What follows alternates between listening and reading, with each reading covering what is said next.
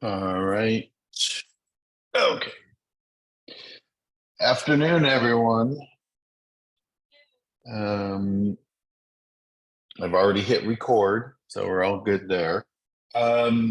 So as promised, this class is on the new forms or revised forms. Twice a year, CAR has submits new forms or releases new forms. And okay. And it's in June and it's in December. So the June one came out. It should be out, should have been released yesterday. So all of these forms should be in your zip forms as of now. There's relatively few that are new. Most are revisions. So I'm going to go over the new ones first, but I want to show you where I am getting these from. Hold on. All right. Where are we? Share screen. All right. Desktop.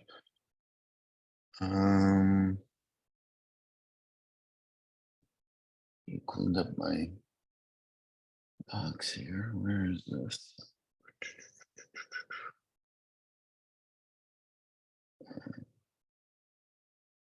Where are you?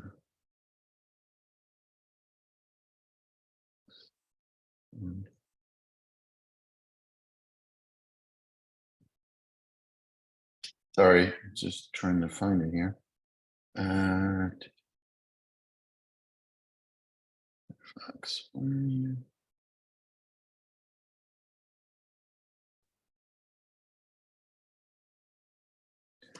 right, well.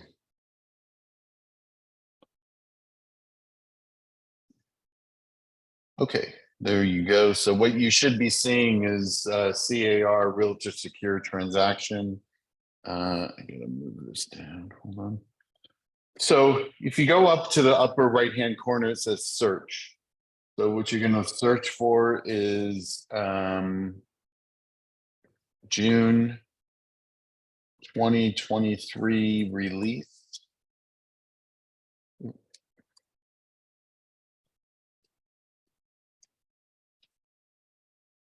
And then the first thing is June 2023 forms release. You click on that. It's going to ask you to sign in.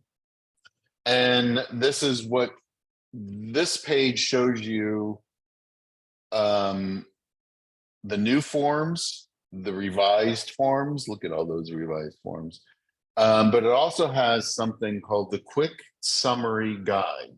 So if you click on the quick summary guide, it's going to bring you to a list of all of the forms by code, by their name, and whether it's new and how it changed. So the first one, the first new form, it's technically a renaming of form, but I'm going to consider it a new form. So let's see. It's the ATAC, which is the Animal Terms and Conditions Addendum, which basically it is the pet addendum for a rental. Now, somebody tell me if you're seeing this animal forms and condition addendum on the screen, because I can't see what I'm sharing. Okay, yes, great. Rich, Yeah. it's Okay, there. great. All right. So this was the pet addendum, and then now it's called the Animal Terms and Conditions Addendum. And what they did is they've added some language about service animals and support animals and whatnot. So I'm just going to go over what they added. And so it gives you options to check when there is a pet. And this line here is to add the pet. It's not to add Fluffy or anything like that. I would describe the pet. I would describe a 9-year-old. It comes to mind as a pit bull mix, but you don't want a pit bull mix. A German Shepherd mix. Okay, say a German Shepherd mix, or a 9-year-old Greyhound, because I had Greyhound. So I would give the age, and I would give the breed. And if it's a mix, just say so. And why do I do that? Because I had a tenant whose pet died, and they thought just because I had approved one pet, they automatically get to add another pet. And different pets have different personalities. So I wanted to screen that, make sure it was a good fit. I mean, if you go from one breed to another, one could be more destructive than another. So that's how I would do it. I would describe the breed and the age. So, and the first option is the qualified service animal. Now remember, in California, there's only 2 types of animals that are service animals, and that's a dog, and that's a small pony.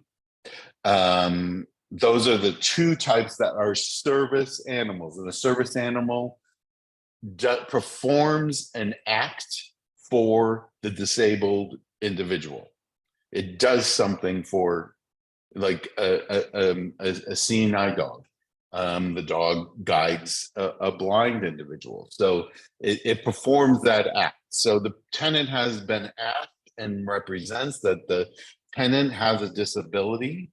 That's all you can do is ask if they have a disability, and that the animal is trained to assist the following disability related tasks. The tenant is not obligated to complete the following field if, as applicable, the disability is obvious or an animal's disability related task is obvious.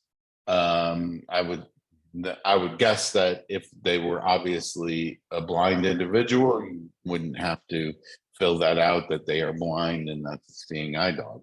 But there are animals that do tasks for disabled individuals, and that's all you're allowed to do. For service animals, ask if they have a disability and what that the animal performs a task for the disabled individual. The second is a qualified support animal or an emotional support animal companion under the fair housing laws. Tenant has provided provider with documentation establishing a need for the animal. You can ask for documentation from a qualified professional as to what that they need that support animal, and that's all you can do. Or it's a pet. And you'll see that it goes on that the tenant is not allowed to have any animals on premises other than those designated, including any pets that are just visiting, unless otherwise allowed under fair housing laws. And they would be allowed because they were either a support animal or a service animal. And that it further goes on to say that the tenant represents to the housing provider that the animal is housebroken, has no history of causing substantial property destruction, and has no history of serious threatening or causing harm to persons by biting, scratching, chewing, or otherwise. So this was the pet addendum. It is now the animal terms conditions addendum. Before I move on to the next new form, anybody have any questions on that? Not seeing any. I am going to, where are you? I gotta go back. Need to move things around, sorry. Okay, the next thing I'm going to, this is a new form, and what they've done is they have split up the buyer and the seller contingency removal. They split them up. There's now a buyer contingency removal, and there is a seller contingency removal. So this is the buyer contingency removal. And what this has done is they, as I've said, they've separated it out. They've made it clear, as I said in yesterday in Calabasas' team meeting and this morning in Westside's meeting, that fire insurance and flood insurance, should have added flood insurance, is part of the investigation contingency. Make sure if you're dealing with a buyer that they are looking for insurance as soon as they get into escrow.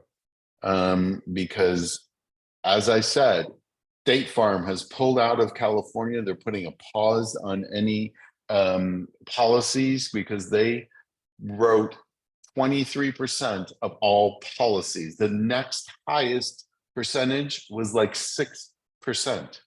So they had a huge liability in California, and that's why they are putting a pause on it. So this is the contingency removal for buyers. So remember, there's now a buyer contingency removal and a seller's contingency removal. And I know checklists have to be changed. That's probably what I'm going to be doing over the 4th of July weekend. Any other questions? Any questions regarding this before I move on? Not seeing any. I'm going to get rid of that. Where are we? Hold on. I've got things in the way here. Sorry. So Rich, And for the buyer and seller contingency removal, that would be added, that's already added into our forms, right? And then the old ones are already pulled yes, out? Okay. correct. Yes. Yeah. All right. So so this is the seller's contingency removal, and it only is like finding a replacement property, closing on a replacement property. That really is the only, it really shows that the buyer has all the contingencies in the transaction. So I'm sure there are I would hope there are no questions on this. Let me go back. What is the next new one? What about the 1031 exchange? What about 1031 exchange? Isn't there a contingency in regards to that? There is not a contingency. It's a replacement property. That's covered on that. It's covered on this. Replacement property. Finding a replacement property. So it rarely isn't a contingency on specifically for the 1031. You should be using the 1031 exchange addendum, which has built into it time extensions. But regarding finding properties, you should be using a seller's finding a replacement property. Excuse me. The next new one is there is a new form for rental property owners, RPOQ.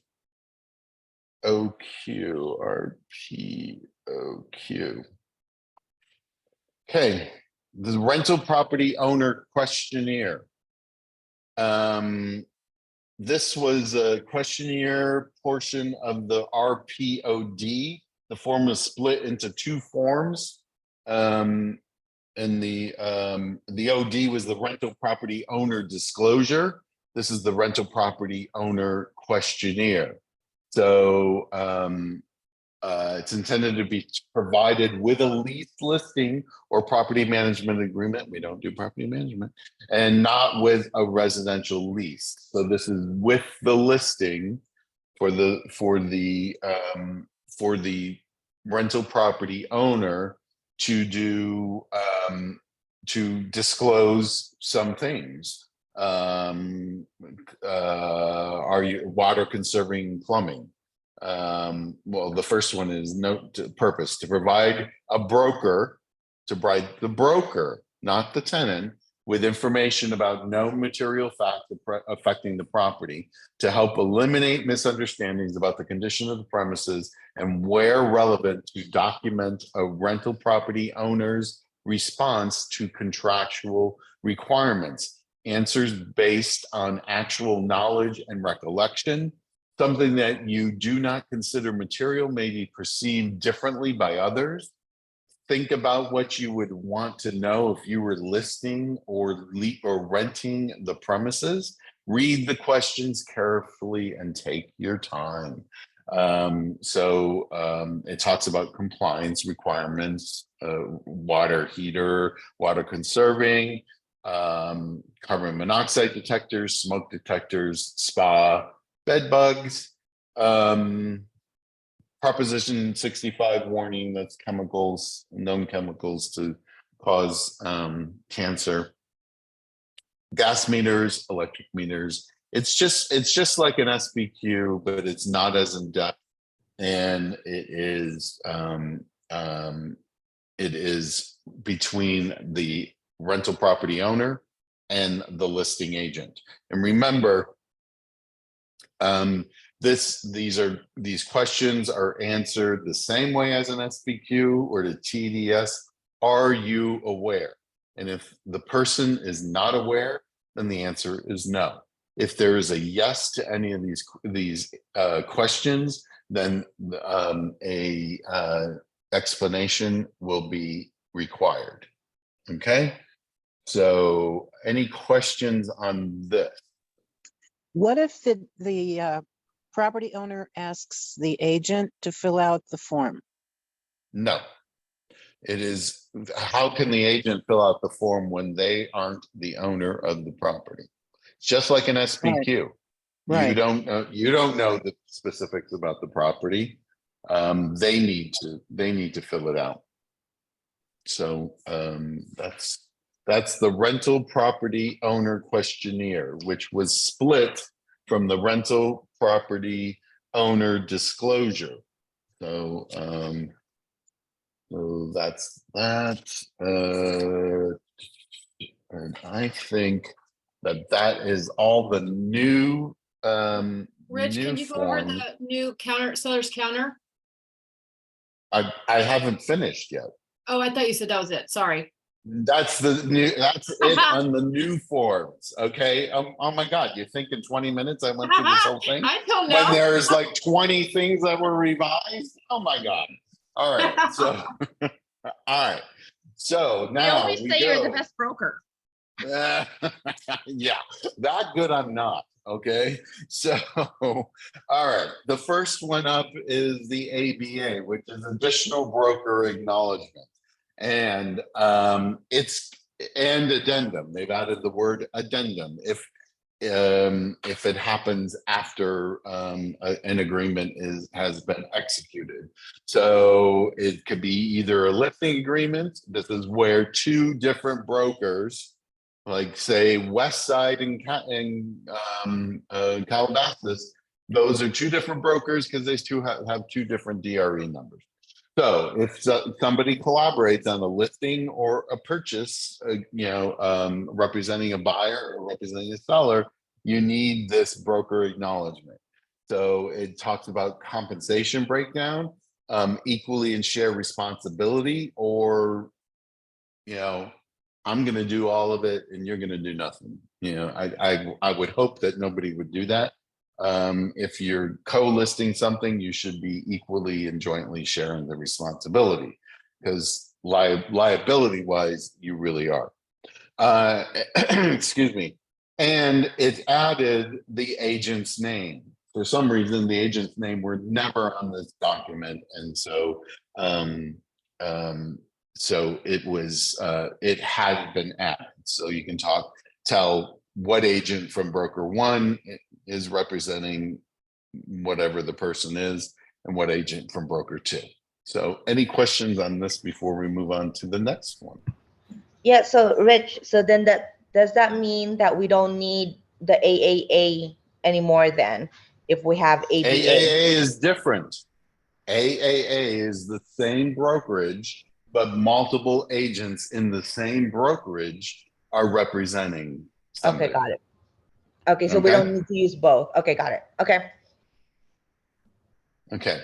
Joan, your question is, what if they refuse? It's going back to the residential owner questionnaire. It's a requirement of the brokerage, I would say. And I would say that if you have somebody who doesn't want to fill this out, what are they hiding? So what are you going to be dragged into? I wouldn't represent somebody because you're adding liability to yourself and to the brokerage.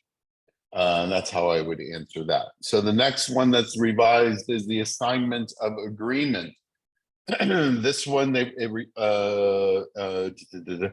added paragraph 1C to distinguish a total assignment where no original name buyers remain on the contract from a total assignment of one buyer's interest, but otherwise originally named buyers. So 1C, other assignments replacing a buyer and at least one original buyer remaining. So it replaces either a total assignment, all of the buyers, or you check the box and we're replacing one of the buyers and deleting one of the buyers. So that's all that's the only change in this form, but it's an important change because you need to know who's being assigned, who's getting out. What if the owner lives out of state and never lived in the property? I get this question all the time. If they live out of state, never lived in the property, but have been renting that property for a period of years, then they know about the property. You can't say, well, I never lived in the property. Well, you've been renting it for 3 years. So in that 3 years, were there no issues with the property? There was no leaks. You didn't have to fix anything. If the answer to that is no, there wasn't, then they're not aware of any problems. But if the answer to that question is, I had to fix the plumbing under the sink 5 times, then you know about something. So that's what I say to that. I'm going to quickly, I forgot because there are several rental forms that the only thing that was changed was the word landlord to housing provider. We are no longer going by the word landlord. They're now being called a housing provider. And I'm just going to list those: bedbug disclosure, cancellation of lease or rent, denial of rent application, extension of lease, 48-hour notice of inspection prior to termination of tenancy, fair housing and discrimination advisory, housing provider and default addendum, lease rental mold and ventilation addendum, methamphetamine contamination notice, notice of entry, notice of sale and entry, notice to quit, notice of termination of tenancy, notice to perform covenant or quit, notice to pay rent or quit, rent cap and just cause addendum. Now you see why there were so many revisions.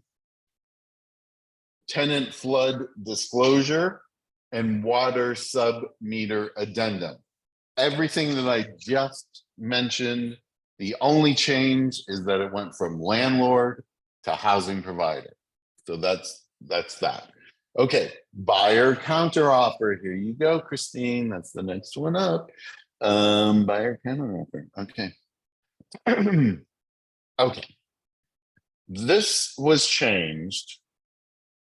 And I mentioned this in Calabasas meeting yesterday. Sorry. The change was made in the appraisal gap. And what the appraisal gap is, that on the contract, on the original purchase contract, in the appraisal contingency, you can, a buyer can state that if the property appraises for less than the purchase price and a dollar amount needs to go there. So in this example, in my example, they give their own example, but my example, if they're paying, the purchase price is 500,000 and the buyer is willing to pay 20,000 to make up the gap, so 480. So the purchase price is 500,000. The appraisal gap, if it appraises for 480 or more up to purchase price, the buyer will proceed with the sale and come up with the gap. Okay, everybody understand that? Like, because if you don't understand that, I don't want to move on. Any questions on that? What the appraisal gap is? I'm not hearing any or seeing any hands. So all this is saying in the buyer counter offer is that, okay, if the purchase price changes, so say they, oh, somebody has a question. Okay. No, Joan, that's all I'm going to say.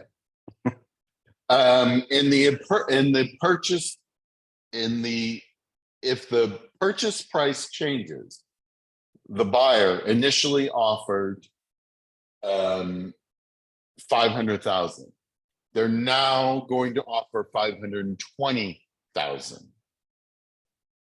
What this says is that gap, which was $20,000, remember, from 500 to 480, that gap now shifts. So if it appraises for 500,000 with a purchase price of 520, the buyer still is agreeing to move on and not cancel because it didn't appraise. So if you're representing a buyer, it's important that they realize this, because if they don't want, if suddenly, hey, I don't have, if I'm paying 520, I don't have the extra because the deposit changes, everything changes. I don't have that extra money, so I want that clause out. So you have to counter it out. Everybody get that? Everybody understand that? That if you don't counter it out, that gap moves with the new appraisal of the new purchase price. Any questions on that? And that's all that was changed in the buyer counter offer. We got it? Okay. All right, moving on.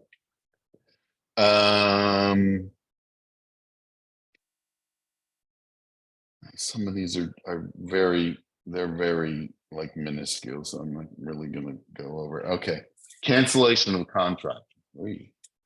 Okay, so they added language explaining how to fill out the form if one party is canceling, because a lot of times only one party is canceling, either the buyer or the seller.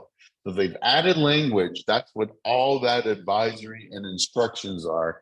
It's language about how to fill out this form. Although the agent's filling it out, but it's information for the buyer or the seller who is canceling. They also added language addressing a partial release if no deposit was made. Okay, so let's break this down. We all should know that the cancellation of contract is really two forms in one. The first is canceling the contract. So the buyer or the seller cancels, either permitted as by good faith exercise of paragraph. So if you're canceling because of an investigation, then you have to refer to the investigation paragraph in the RPA. So if the seller's canceling, the buyer has failed to remove the contingency after a notice to perform was given, or the seller has failed to remove a contingency after a notice to perform. Because remember, you can't cancel a contract unless a notice to perform was issued. I got this question today. Well, there was no deposit, so the seller's just going to cancel. No, the seller has to issue a notice to perform. It doesn't matter that there's no deposit. There's still a contract. So you have to cancel the contract. The other party has failed to close escrow after being given a demand to close. Okay, so those are reasons for one or the other party to cancel, or it's a mutual cancellation. We're mutually canceling. What does that mean? Then both parties have to agree to cancel. That's important, and there's a timeline for them to sign off on this, because you only need, if it's only being canceled by one person, one of the individuals, either the buyer or the seller, only that person has to sign to cancel. So you can see party canceling the contract. So if the buyer's canceling, only the buyer has to sign. If the seller's canceling, only the seller has to sign. But if it's mutual, both of them have to sign. So that's the first part of this document. The second part of this document deals with what are we going to do with the deposit? Because that's separate from canceling the contract. Just because you cancel the contract doesn't dispense of the deposit. Escrow will not release the funds unless they get mutually agreed upon instructions mutually, that means buyer and seller, on how to release the funds. So a full release, so the seller authorized release of the buyer's deposit lets buyer's fees and costs already incurred and agreed in the contract to be paid through escrow. So, or buyer authorizes release the buyer's deposit to seller. You are almost never going to check that box. Or the buyer authorizes a release of X amount of dollars. I got a call today about, a buyer wanting to cancel, and the agent is trying to negotiate. They want to keep it all. Actually, they were settling on half, but excuse me, she didn't think that was fair. So she's trying to negotiate a better term for her buyer to get some of the money back. So you can negotiate all of that. And then there is this box checked. There is no deposit in escrow. Each party to pay their own unpaid fees, if any, already incurred, and agree in the contract to be paid through escrow. So, and then there is D, partial release and reservation rights. Buyer and seller cancel escrow and mutually agree to release each other from any obligation to buy, sell, or exchange property under the contract. Reserve all rights to retain any obligations they have towards each other under the agreement, except for the obligation as applicable to buy, and authorize to hold any deposit until receiving. Okay, that partial release and reservation of rights, that would be used if I don't foresee anybody agreeing to this. I have to tell you, I have to be honest with you, because basically that's saying the seller's determined to hold on to the deposit. And we're going to go to mediation to deal with that. But in the meantime, Mr. Seller, you can go ahead and you can sell your property. I'm not going to buy it. I'm going to do it. I don't see a buyer agreeing to that. So, but they've added it to this document. So, so that's that. So, any questions on the cancellation of contract? Yes. Yes. For the upper side, the top part. Yeah. Okay, on this part, when you served a notice to perform and the buyer did not remove contingency or Mm-hmm. cancel, and you mentioned about whereas only one party signed and send it as a cancellation. Right. But in reality, for full cancellation, we need both parties to sign, correct? No. So one No, party. because if remember I said, this is basically two documents in one document. The top portion is the cancellation of the contract.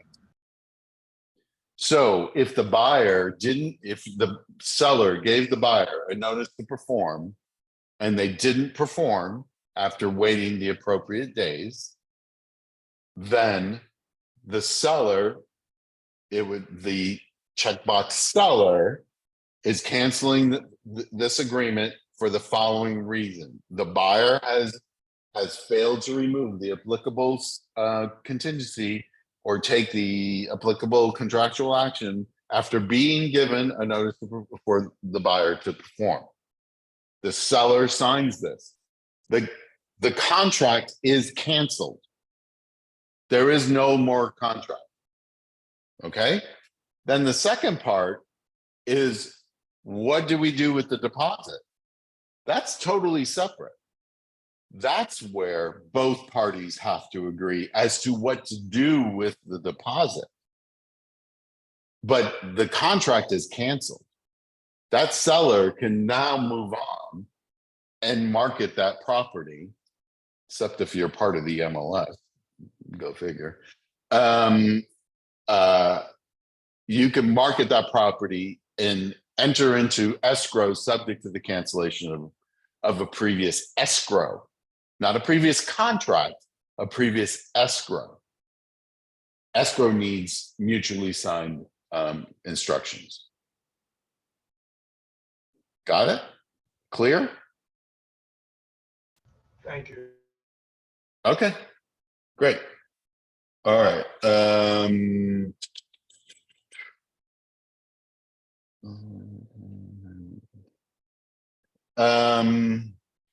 Okay, I'll just quickly, the disclosure information advisory. The only thing that they really changed on this, but it is an important change, is that it makes sure that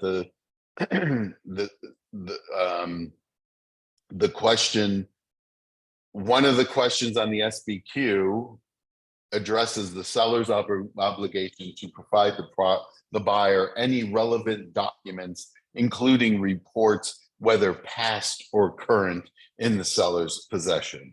It's an important change that, hey, Mr. Seller, if you have a report, I probably have reports from, when I bought my house. So, I would be under obligation to supply that. So that's the only question, the only change to that. And it's also a change to the ESD. It's also a change on the EST. I'm not the exempt seller disclosure. I'm not going to go through that.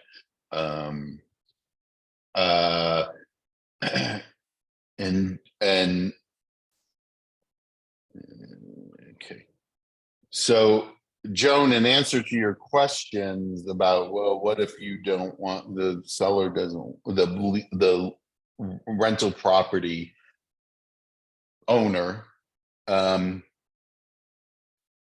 it's in the lease agreement. Broker and rental property owner duties.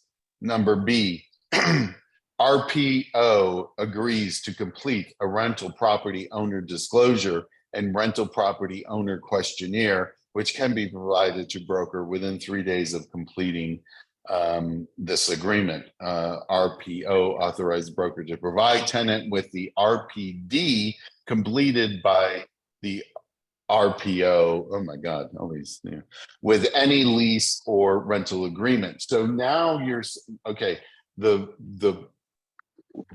rental property owner is being instructed, this is a requirement of this lease listing, okay?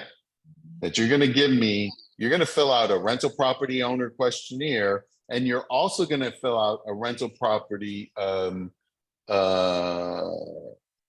the rental property owner disclosure. You're going to fill these 2 documents out, and the rental property owner disclosure is, you are authorizing me to give this to the tenant. The tenant now is being given the rental property owner disclosure. So it's in the agreement. They need Rich- to agree to it. Yes. Rich, when was it divided into the disclosure and the questionnaire? It was divided right now in June. This is what it's, this is when it was divided. So, And Rich, okay, Rich, giving the yes. disclosure, I thought before we weren't to give it to them. Now we are. I thought that. Now you are, because they're divided into 2 different forms. I wonder if Right, okay. rental property. And I have to say, 'cause rental- I've done a couple with it. It's pretty nice because you actually get all the information you need without having to Right. look for it yourself. So now here is the rental property owner disclosure intended to be provided with a lease listing or property manager and with a residential lease. So it's like an SBQ or TDS for the tenant. So it is being the rental property owner disclosure. I don't know why they changed the name. Landlord is so much easier to say, but the disclosure is now being authorized to be given to the tenant. Okay. All right. And then Rich, and then other than yes. these, then we also have the landlord, the KW lease addendum as well, right? The KW lease addendum is only if you're representing the rental property owner. Right. It is So they get not all if 3. you're yes, Okay. exactly. Notice to perform. Evidently they changed the notice to buyer to perform. Okay, so added language to make clear that if the notice is given too early for some unidentified or contract action, it is only invalid as to those contingencies or contract actions, but valid for others. So if you said, okay, you need to remove all contingencies, but they still have time on some of those contingencies, maybe not all of them, but some of them. So those that they do not still have in place. What am I saying? I've confused myself. So if you give it like all contingencies, and if they still have time on some of those contingencies, the notice to perform is not valid for those contingencies, but would be valid for the ones that they don't have time for. Is that clear? because I was confused myself.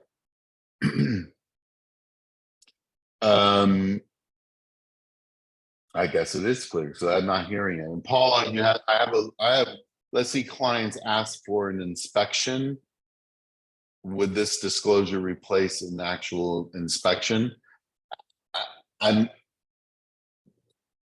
We can't, I mean, clients want an inspection. I'm confused as to, they're asking for, this has nothing to do to the move in, move out inspection. This is disclosing like smoke detectors, disclosing those types of things. It is not about, does the stove work? Is there a scratch on the floor? That's a move in, move out. This does not take place of that. So I guess the answer to your question is no. Thank you. Okay. Covered those. Okay, let's see, the purchase agreement probate addendum. Let's see, PAPA. Where'd you go? PAPA. Okay, the added language.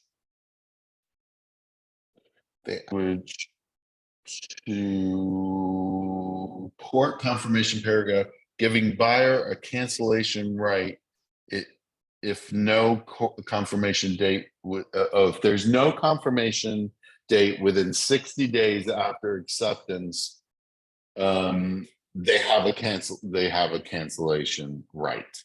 So if you check that box under 3A4, obtaining a court confirmation hearing date within 60 days after acceptance is a contingency of the agreement in favor of the buyer. So, and that is under both 3A4 and then 3B court confirmation. Oh, I see. 3A deals with if we're not sure if it needs a court confirmation. Then you would check that and say, you know, if you don't get a court confirmation date within 60 days, if you find out that it is indeed required and you don't get one within 60 days, the buyer can cancel.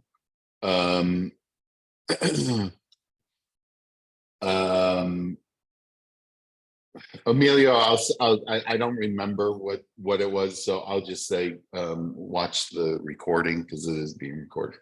And then if you, in regards to 3B, if you know that there is a court confirmation and you check, once again, you have to check that box in order for it to be a contingency.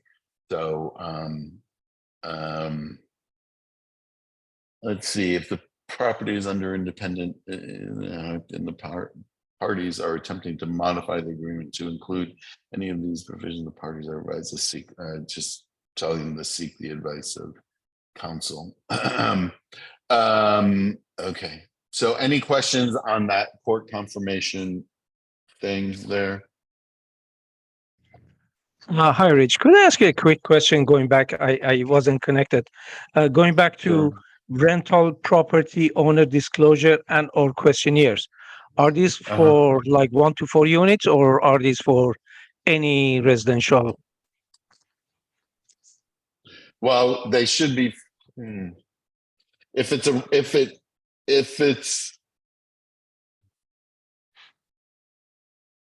that's a good question. Let me see what this says. If it specifies 1 to 4, it doesn't specify 1 to 4. Right. I would say then it is for any rental property. Okay, thank you. Okay, great. Okay, thank you. Thank you.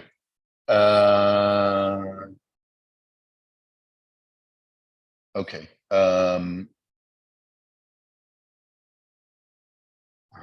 All right, PA, sorry. The rental income purchase agreement. Okay, so they added language, 3M, wait, where are we, 3?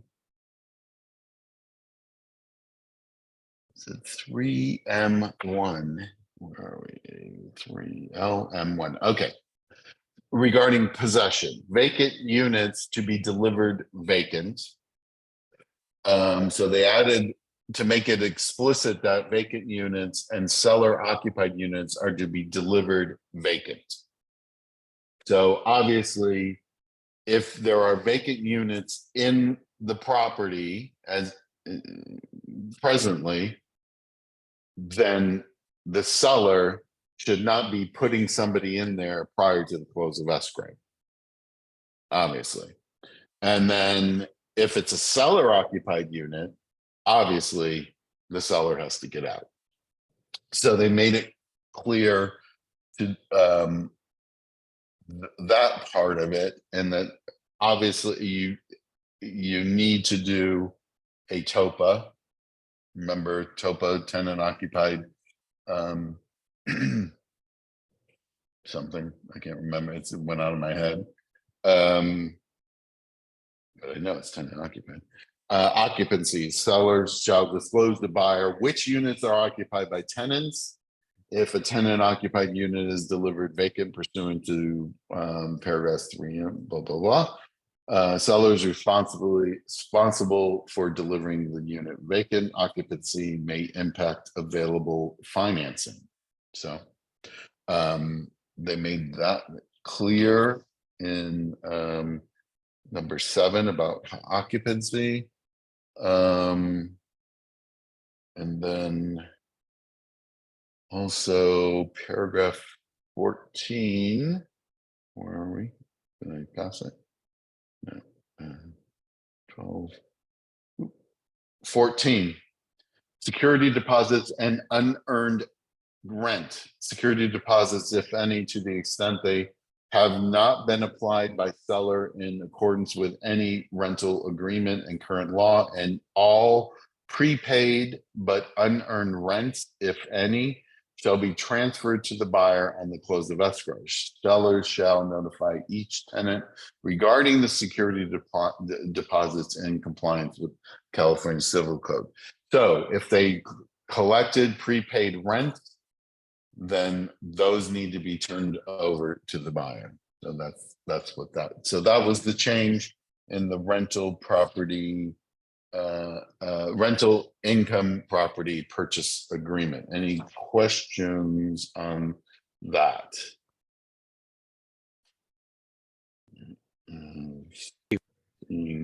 Yes. I believe it's Mhm. residential income property, not rental. I'm so Residential, yeah, sorry. yes. I'm so fixated on rental. Yes, thank you. Residential. No And now going to residential listing agreements. No, that's the wrong one. Residential. Where am I? Not the RPA, the listing agreement.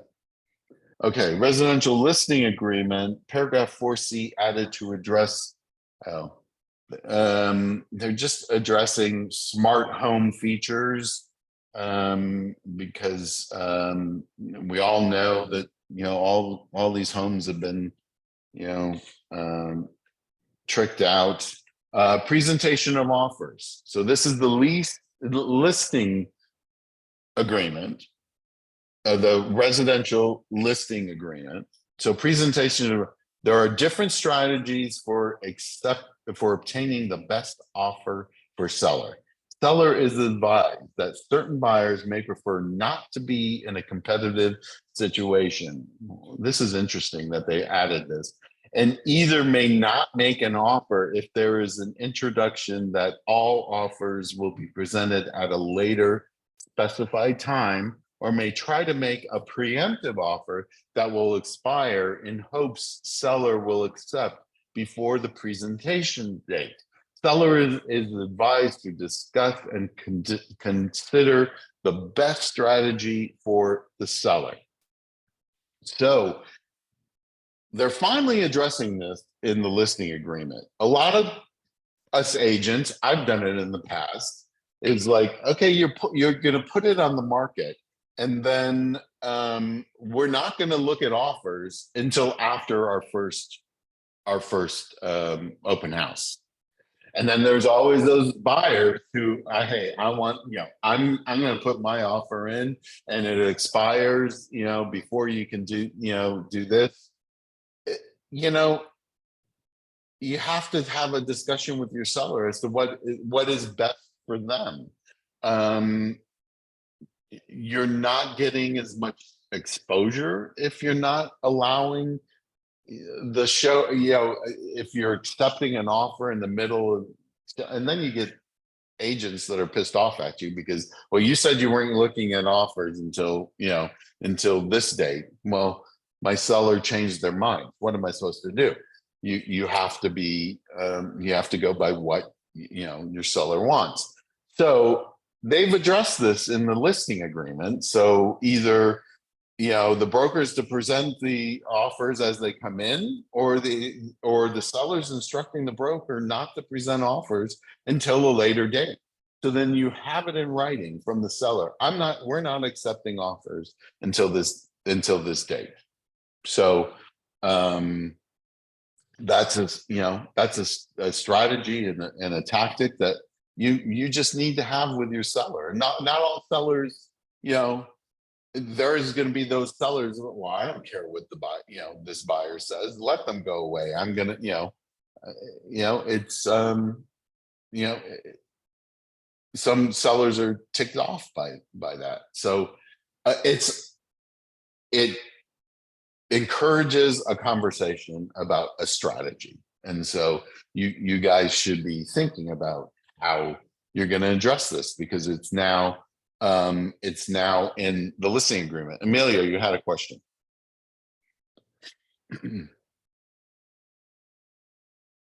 Or not. Where'd you go? You raised your hand. All right.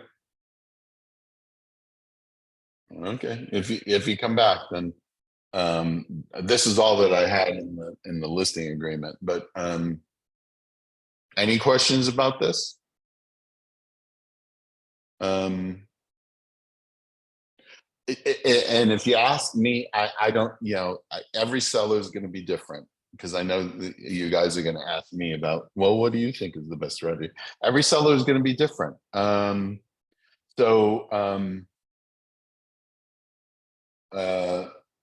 Your questions on that, what do you mean by your questions on that? Do we have to put into the MLS in this case? If the seller has instructed you, a good question. If your seller has instructed you that you're not looking at offers until a later date, then yes, you should be putting that in the private remarks of the MLS, that we will be looking at offers on Monday, blah, blah, blah, blah, blah. Because what the buyer and the buyer's agent is going to say is, I've given you an offer and you need to look at it. You need to present offers as they're given. But, and which is true because that's an MLS rule. But if the seller has instructed you, I don't want to look at offers until this date, then you have to go by what the seller has instructed you to do. And here it is in writing in your listing agreement. So that's that. So yes, you would have to put it in the MLS.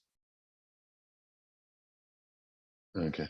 The residential lease agreement has been changed basically to instruct the rental property owner that they need to provide those documents, the rental property owner disclosure and the rental property owner questionnaire. The seller, just as in the buyer counteroffer, the seller counteroffer has also been changed to reflect that appraisal gap. So I don't have to, and in the seller multiple counteroffer. So I don't have to go through go through that. They've changed, I'm not gonna bring it up, but they've changed the statewide buyer and seller advisory. Paragraph A15 was added to explain preliminary reports and the importance of reading documents referred to in them, such as CCNRs.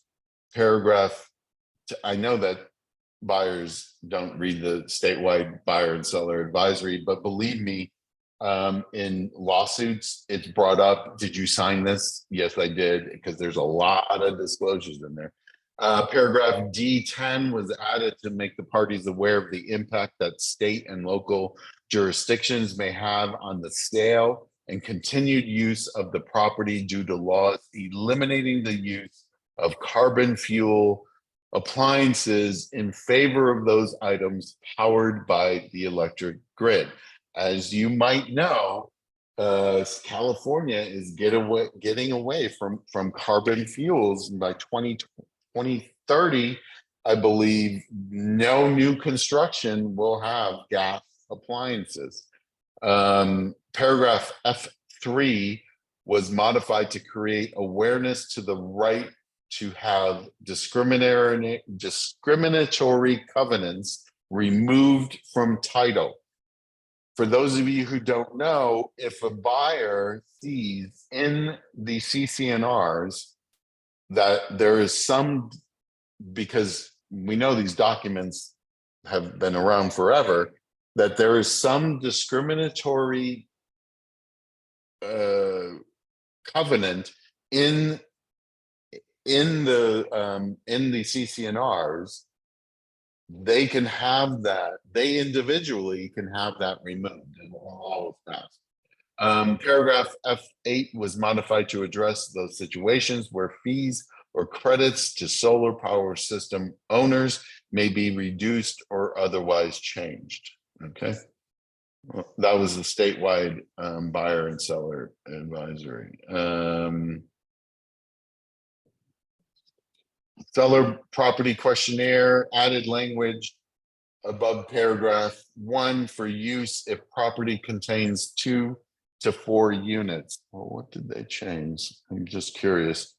SPQ. Where are you? SPQ. Oh, so there's a checkbox that this property is a duplex, triplex, or fourplex. An SPQ, an SPQ is required for all units. This SPQ is for all units or only this unit. An SPQ, I think you can get away with checking it for all units, because although if an individual unit was remodeled, don't go by, I gotta think about that one. Okay. Anyways, TDS was also changed with this very same change, that it's for 2 to 4 units. So just know that. Seller's purchase of replacement. Okay, well, let's go to that one. Okay. I think I'm almost done here, so bear with me. Seller, okay. All right, the seller purchase of replacement property. Language was added to optional paragraph 1B to indicate that if seller has already entered into a contract to acquire other property, then the contingency for finding replacement property is eliminated. Okay, so if this paragraph is checked, so you'll see under 1B, if this paragraph is checked, then the time periods in 2A, the buyers, no, that's not what I'm talking about. What are they talking about? Added in 1B, sellers entering and finding replace. Oh, they've added finding replacement property contingency is removed. So that's what they've done. So if you're already in escrow, you don't have to find a replacement property. So that's that. Paragraphs 4 and 5 were added to identify the buyer and seller respective rights to cancel. So the buyer can cancel the agreement if after first giving seller notice to perform and seller fails to remove the finding replacement property contingency, or B, if paragraph 1C, which is close of replacement property, close of replacement property is after first giving seller notice to perform, seller fails to remove the closing on the replacement property. If seller is unable to meet the obligations of other timeframes in the agreement, such as for close of escrow, buyer can cancel as permitted in the agreement, even if this contingency is not removed. The seller's right to cancel if prior to seller's removal of finding the replacement property contingency, seller is unable to enter into contract to acquire a replacement property. Okay, so those gives the rights to the buyers and the sellers, their rights to cancel. Any other questions regarding that? Not seeing any. So Rich, this is used if the seller is looking for replacement property and that's was yes, disclosed. yes. Okay. Right, yes. So the TOPA, tenant occupied property addendum, that's what I couldn't think of before.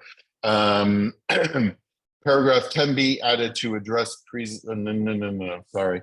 Paragraph 1B3 added to create obligation of the seller to identify the names of all adult occupants on the property, whether or not paying rent. So, so that was added to the tenant occupied property addendum. Why is that important? Well, you have an adult there, could be a relative of the seller, and there are many stories about relatives not wanting to move, even though they're supposed to. So that's always important to know. So so that's basically all the change on this, the TOPA. The vacant land listing agreement, it also it goes into the presentation of offers. Once again, do we want delayed offers? And then the land purchase agreement. Let's see. And vacant land purchase agreement. 3E. Where are you? 3E. They've added, is this the intended use for an investment? That's interesting. Investment, because if it's for an investment, it could affect the loan. So that's important to know. And I know that I can't remember, somebody told me about they had sold a property to somebody and it was they represented the buyer represented that it was owner occupied. Then the buyer, now the owner, contacted them to rent it. The agent was contacted by the lender saying this is supposed to be owner occupied. So we all have to remember, people get for a primary resident, they get a deal on the interest rate. So if you're saying I'm gonna move into it and use it as my primary residence, and then you have Mr. Buyer has no intention of doing so, that's called fraud. So we don't want to be involved with that. This person had no idea. Out of the blue, they were, they thought that they were moving into it, but out of the blue, they contacted them and, oh no, we're going to rent it out for a while. Would you rent it for us? And then all this happened. So be very careful about that. Don't assist somebody in trying to defraud a lender. 10B in vacant land, governmental point of sale requirements. Remember, there are still some point of sale requirements on land, even if it's vacant land. 9A, if it's in LA, 9A is still a governmental point of sale requirement. You still have to pull a 9A. Solar system, I don't know why a solar system is being put on a vacant land, but who knows? Okay, so that's pretty much all of the ones that I wanted to cover. And I think we went through pretty much all of them. Anybody have any questions? I'm not Rich, seeing any. Rich, Yeah. can I ask you just quickly, and I'm so sorry, I tuned in a little bit later. So is there like it seems like there's a big change. So there is a name landlord is not used Yes. anymore. We So no it's now- longer use, I don't know why, we no longer use the term landlord. It's, what is it? Wait, I don't Housing even remember. provider, right? Housing provider, it's housing provider, yes. And here's the rationale. I actually do know why. The rationale is that it's not always the owner that's providing the housing. There are property managers who are out there and they're providing the housing. You never deal with the owner. You're dealing with a property manager. And I'm rethinking what I said to you, Joan. If it is a property that if you're dealing with a property manager on that's your contact in providing this housing, then they would be the one to fill out these documents, not the owners. Perfect. Yeah. That's what I Okay. needed to know. Yeah, Thank you. very much. in thinking about it, Yeah. going over it. Yeah, that's the way. If that's truly who you're dealing with, if that's who's Correct. signing the paperwork, they're the ones who would sign it. So that's why it's no longer called landlord; it's called housing provider. So, And will the Thank you. KW forms in regards to leases, like the disposition form, like are we going to be changing that? No, we're not going to be changing it. See, if CAR wants to change it, then they can. I don't foresee us needing to change it. It's just a technicality. I mean, they're just trying to be. I don't know. I really don't. So, no, we won't be changing it. We'll still use the same. So, okay. I see one other. What's this? Any other questions? Not bad. All those revisions, going over a little over an hour, but not bad. Thank you. Thank you. Thank you. I'm going to stop my recording.